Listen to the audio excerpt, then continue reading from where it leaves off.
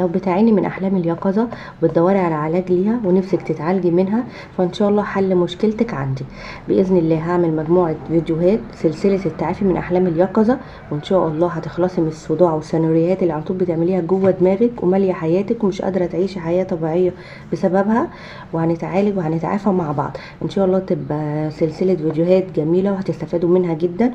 كل اللي عليكم اللي انتوا بس تشتركوا في القناه وتفعلوا الجرس عشان خاطر يوصل لكم كل فيديو هنزله باذن الله. ونقدر هتكلم عن احلام اليقظه. اول حاجه هتكلم فيها هتكلم عن تعريفها في الفيديو ده. ايه هي احلام اليقظه؟ احلام اليقظه دي يعني انت بتهربي من الواقع بتاعك لعالم في خيالك انت بتتخيليه. انت بتبقي قاعده في وسط ناس ووسط اهلك في بيتك، بس جوه دماغك في سيناريوهات شغاله، في فيلم شغال جوه دماغك انت بس اللي تعرفيه، انت اللي اخرجتيه وانت اللي كتبتيه وانت اللي عماله تتخيليه. كل ده بسبب اللي انت عايزه تهربي من الواقع اللي انت عايشه فيه. تمام؟ يعني انا قاعده في وسط ناس، قاعده في وسط اهلي، بس انا في دنيا تانية، انا مش معاهم. هم اهلي جنبي بس انا حاطه سماعات في ودني ومشغله اغاني وعايشه في دنيا تانية، او انا ماشيه في الشارع وحاطه سماعات بسمع اغاني، او ساعات تبقي ماشيه لوحدك وما بتسمعيش اغاني من كتر ما ادمنتي الاحلام دي، عماله تتخيلي حاجات هي اصلا مش موجوده في الواقع، هي في خيالك بس. في فرق بين الشخص الطموح وفي فرق بين الشخص اللي عنده احلام يقظه عاديه وعنده احلام يقظه مفرطه. يعني هي بتبدا الاول احلام اليقظه ان انت مثلا نفسك تبقي دكتوره، تمام؟ فتقعدي تحلمي اللي انت بقيتي دكتوره، واللي انت لابسه البالطو، واللي انت في المستشفى وبتعالجي الناس، والناس المرضى تعالجوا ومرضى تعالجوا وبيشكروكي، وقاعده بتتباهي بقى وفخوره بنفسك ان انت عالجتي الناس، والناس واقفه بتشكرك وبتمدحك، وانت واصلك احساس بقى الانبساط ده والانشكاح ده، وانت اصلا قاعده على الكنبه في بيتك ولسه في ثانويه عامه، ولا بقيتي دكتوره ولا بقيتي اي حاجه خالص، ولا بتعملي اي حاجه، حتى ما بتذاكريش عشان خاطر تقدري توصلي للكليه دي. هي دي احلام اليقظه. ده مثال بسيط ان انت قاعده عماله تتخيلي حاجات نفسك تتحقق في الواقع، وبتشوفي نتيجتها عليكي لما تتحقق، وتعيشي الفرحه والانبساط لما تتحقق وانت لسه في مكانك. بل بالعكس انت في الواقع بتاعك مش بتعملي اي حاجه، مش بتعملي حاجه ومش بتذاكري عشان توصلي للخيال اللي انت نفسك فيه او لحلمك اللي انت نفسك فيه. بصي، وفي 3 اسباب لاحلام اليقظه، وانا لازم اقولك الاسباب عشان تقدري تتعالجي. لما تيجي يبقى عندك مشكله، اي مشكله لازم تجيبيها من اصلها. ايه سبب المشكله؟ لازم تجيبي الحاجه من جذورها عشان تقدري تعالجيها. اول سبب هتكلم عنه البيئه المحيطه ايه بينا. تمام؟ اول حاجه يعني وانت صغيره مثلا اتولدتي لقيتي نفسك عايشه بين ام واب مختلفين، ده سبب. ممكن يبقى سبب الزوج لما كبرتي او الزوجه تبقى سبب. فانا هتكلم عن ايه من الاول خالص. وانت صغيره مثلا اتولدتي لقيتي ام واب مش متفاهمين، ام واب ما بينهم مشاكل على طول، هما مش فاضيين يسمعوكي، مش فاضيين يطبطبوا عليكي، مش فاضيين يقولولك كلام حلو، مش فاضيين يهتموا بيكي، مش فاضيين يذاكرولك. هو اب بيشتغل مسحول مثلا وبيديكي الفلوس، يلا روحي دروسك، يلا روحي اشتري اللي انت عايزاه، وام مسحوله في شغلها او مسحوله بتفكير اللي هي مشغوله اللي هي ازاي تحل المشاكل اللي عندها في حياتها ومش فاضيه تطبطب عليكي. فانت ساعتها عملتي ايه؟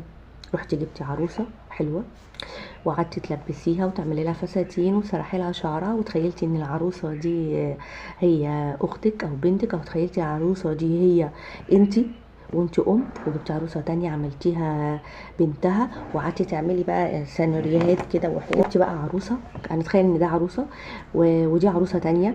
عملتي ان دي الام وعملتي ان دي البنت، وازاي الام بتهتم ببنتها، وازاي الام بتسمعها، وازاي العروسه الام دي حنينه على بنتها. وعملتي بقى ايه؟ فيلم وحياة في خيالك انت وانت بتتكلمي مع نفسك. لدرجة اللي واحنا صغيرين ساعات كنا نجيب العرايس ونعمل لها فساتين وبتاع، ونعمل حفلة ونعمل عيد ميلاد ونقعد نتكلم مع نفسنا. في ناس ادمنت احلام اليقظة من اول اللحظة دي. فاللي انت عملتيه ده والحوار اللي انت عملتيه ده مع العرايس ده اسمه وهم انت عشتي فيه، عشتي بقى فترة طفولتك كلها كده. كل لعبك بالعرايس، كل لعبك عامله مطبخ، كل ما لعبك كده. ومش يعني لو كان في بتلعب معاكي كانت شاركتك وما كانش عندك احلام وكان عندك خيال في دماغك. اما سابتك لوحدك تعاني، سابتك لوحدك تلعبي بالعرايس وتعملي مجتمع مع نفسك لحد ما بقيتي ما بتتبسطيش ولا بتكوني مبسوطه الا لما بتقعدي تتخيلي ان انت العروسه دي والعروسه التانية دي بنتها، وان ازاي هما بيهتموا. انت ممكن انت بتتخيلي الحاجات اللي انت محرومه منها، بتخيلي انت عامله مجتمع بتتكلمي معاه وبتتحاوري. فاول سبب بيبقى من احلام اليقظه الوحده، ان الواحد بيبقى عايش لوحده. او مثلا زوج وزوجة، مثلا جوزها متجاهلة تماما، مش بيهتم بيها، مشغول في شغله ومسحول في شغله، وهي قاعدة لوحدها في البيت بتاخد بالها من البيت ومن الحاجات. في وحدة هي عايشة فيها، مش لاقي حد تتكلم معاه، فمش لاقي حد يسمعها، مش لاقي حد تحكي له عن مشاكلها، مش لاقي حد يطبطب عليها ويقول لها معلش. لقى نفسها لوحدها فهربت من الواقع والوحدة دي لونس جوه دماغها. تخيلت نفسها ان هي قاعده مبسوطه هي وجوزها، وعملت سيناريوهات حب وخيالات وعتاب وانتصار. دي ممكن تعاتب جوزها جوه دماغها ويسمعها ويرد عليها جوه دماغها، وهي في الحقيقه اصلا هو ما بيسمعهاش، وكل ما تيجي تتكلم معاه ما بتتكلمش، وخلاص انفصلت عن الواقع ده، سايباه براحته خلاص، وهي عايشه جوه دماغها. ده برضو بيبقى سبب من اسباب ان الواحد بيهرب من الواقع لاحلام اليقظه. ده السبب، انت محتاجه تعالجي ده الاحتياج اللي عندك. يبقى اول سبب من اسباب احلام اليقظه هو البيئه المحيطه بينا، الناس المحيطه بينا هي اللي خلتنا نهرب من الواقع ده، الظلم اللي احنا تعرضنا له، نروح لاحلام اليقظه. تاني حاجه الاحتياج، ان انت في مشاعر محتاجاها مش قادره تحسيها في وسط المجتمع اللي انت عايشه فيه، مش قادره تنفذيها. انت محتاجه تحسي ان انت عندك كيان، محتاجه تحسي ان انت حد مرغوب فيه، حد مهم، حد الناس كلها بتحبه، حد الناس كلها بتعمل له الف حساب، حد الناس كلها بتسمع له. محتاجه تحسي ان انت بتتحبي وشخص جميل. فمش قادره تحسي كل ده في حياتك، في الواقع بتاعك. الناس اللي حواليكي مهمليكي، مش بيسمعوكي ولا بيهتموا بيكي، فتتخيلي في الواقع ان انت حد مهم وكل اللي نفسك فيه. او انت مثلا حد عيشتك متوسطه، فانت نفسك تبقي غنيه، نفسك تبقى عندك قصر، عندك عربيات، فانت في الواقع مفيش الكلام ده، فتقومي متخيله في خيالك اللي انت دايما وتعملي سيناريوهات اللي انت شخص مهم، واللي انت عندك عايشه في قصر كبير، واللي انت عندك عربياتك، وانت اصلا في الواقع مفيش كل ده، ولا حتى بتسعي اللي انت تجيبي طوبه عشان تعملي القصر ده. انت مش قادره، انت عايشه في حياه في خيالك. فده بيبقى غصب عن الانسان برضو، الواحد عايش من كتر ما عايش في خياله فخلاص فرافض الواقع بتاعه. ف فبيضيع وقت، تضييع وقت جامد في الخيال، فمش بتعملي اي حاجه في الواقع، هو الواقع بتاعك زيرو. في الخيال بقى انت 100% حد ناجح جدا. كل ده عشان توصلي للسعاده والانبساط اللي انت مش قادره توصلي له في الدنيا. سبب من اسباب احلام اليقظه هي الابتلاءات وكثره المشاكل والضغوطات اللي في حياتنا. وده انا عن نفسي عانيت منه فتره، كان عندي ابتلاءات كده كتيره، وابني كان تعبان شويه. يا ريت تدعوا له بالشفاء يا رب، وان هو يكمل شفاء على خير، ويا رب يشفي كل مريض يا رب، وما يوجعش حد ابدا على ضناه، ما يوجعش حد على حد عزيز عليه. المهم ان كترة المشاكل اللي بتبقى عند الانسان والابتلاءات بتخلينا نهرب من الواقع للخيال. بس مثلا حد مثلا كان مستواه المادي كويس وغني وحياته كانت حلوه وعايش مبسوط وبتاع، فيحصل له ظرف ابتلاء من عند ربنا، يخسر كل فلوسه.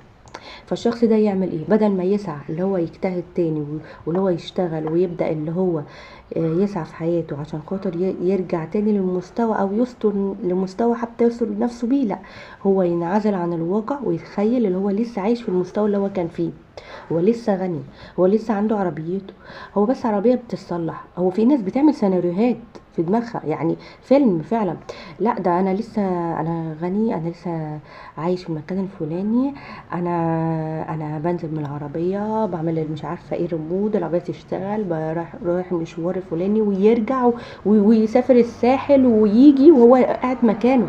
كل ده في خياله. يعني في ناس يعني بجد بجد الموضوع بيبقى مؤذي قوي للشخص. ف او حد مثلا، فسبب من اسباب الاحلام اليقظه اللي بتخلي احلام اليقظه تبقى عندنا مفرطه، ان الشخص يتعرض لابتلاء قوي جدا ما يقدرش يستحمله، وما يقدرش يواجهه، ما يقدرش يحله، مشكله تحصل له هو مش عارف يحلها، هو فيهرب لايه للخيال الواسع. ويحل بقى مشاكله تتحل وتبقى مية مية والدنيا حلوة عنده، وفي الواقع هو مش عارف، هو ما عملش حاجة عشان يحلها. دي برضو سبب من اسباب احلام اليقظة. سبب من اسباب احلام اليقظة، سبب مهم جدا بقى، بيتعرض وبيبقى سبب بالذات الستات بيحصل لها كده، ان هي الضغوطات والمشاكل.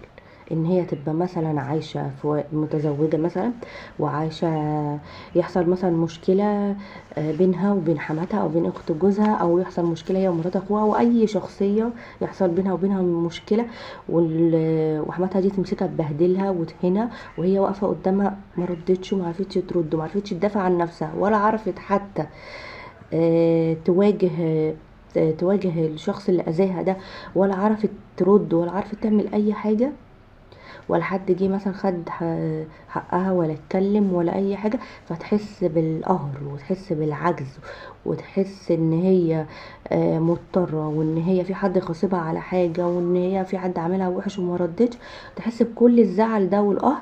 فبدل ما تحس وتواجه مشاكلها تعمل ايه؟ تحلم، تتجه لاحلام اليقظه، فتتخيل اللي هي ردت على الشخصيه اللي اذتها دي بالكلام وبهدلتها، واللي هي خدت حقها، واللي هي واجهت، واللي هي قالت كل الكلام اللي كانت مرفوض تقوله في الواقع، اللي هي اصلا ما قالتهوش، تتخيله في خيالها اللي هي قالته وخدت حقها، وان في حد دافع عنها ورد لها كرامتها، وتتخيل كل ده وتعيش في حياتها بقى من بعد كده. كل ما تتعرض لموقف او لمشاكل، هي خلاص هي ستات بتعاني من الموضوع ده. اكتر الستات بتعاني من احلام اليقظه بسبب الموضوع ده، ان حصل لها مشاكل في حياتها، هي ما عرفتش تاخد حقها، ما عرفتش ترد، حتى ما عرفتش تواجه الشخص اللي اذاها وعمل لها المشاكل دي.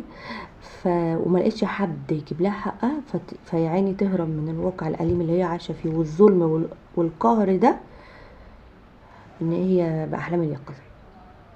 وده بصراحة يعني اللي كان سبب في الموضوع ده، ده ربنا هيعاقبه وهيحاسبه. بس انا مش هتكلم عن النقطة دي، خلينا في موضوعنا.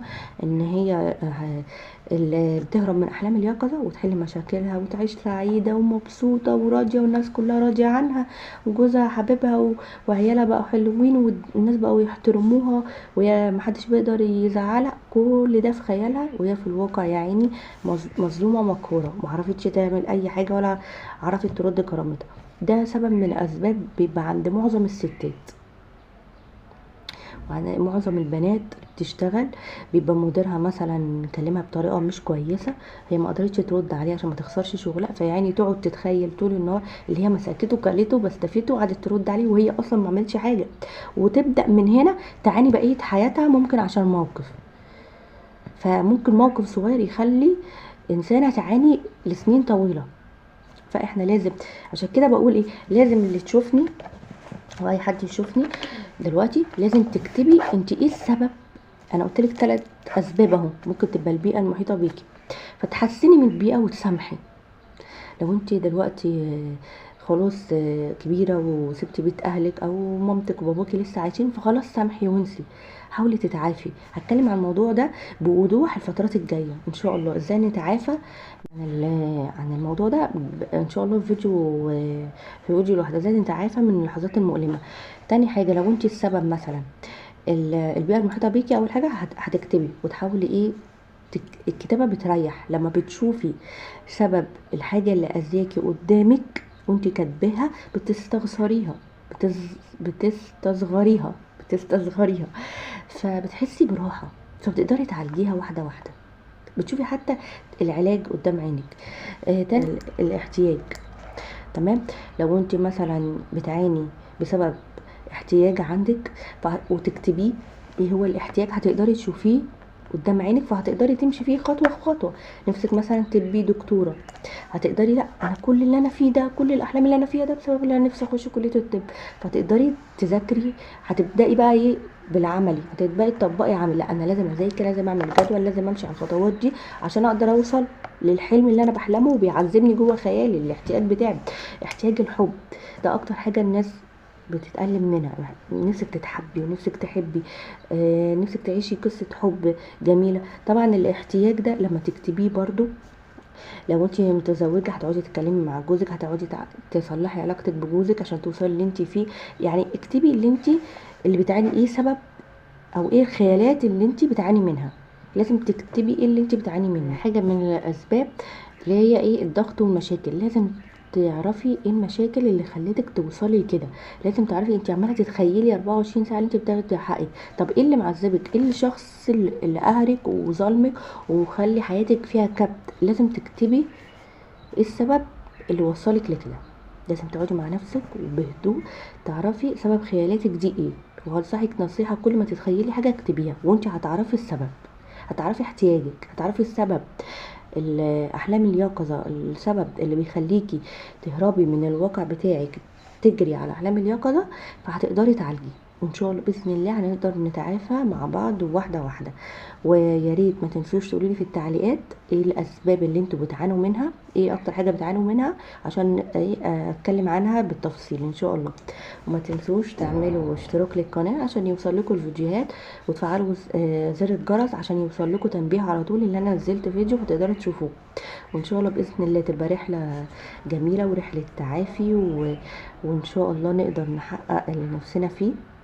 كده مش هطول عليكم عشان ما يبقاش فيديو طويل، وانا عارفه اللي بيعاني من احلام اليقظه بيبقى عنده ملل وممكن يقلب الفيديو ما يكملش. فالنهارده اتكلمنا عن تعريف احلام اليقظه والاسباب. والنهارده دورك، مهمتك اللي انت تقعدي وتكتبي الاسباب زي ما قلت لك. المره الجايه ان شاء الله هعمل فيديو بقى على نتيجه احلام اليقظه عليكي، مخاطر احلام اليقظه عليكي ايه، عملت في حياتك ايه، وعلاجها ايه باذن الله. بس ما تنسيش تكتبي اللي انا قلت لك عليه. اعملي كده كراسه، اكتبي فيها، اكتبي عليها التعافي من احلام اليقظه، واكتبي اللي انا بقولك عليه كل مره.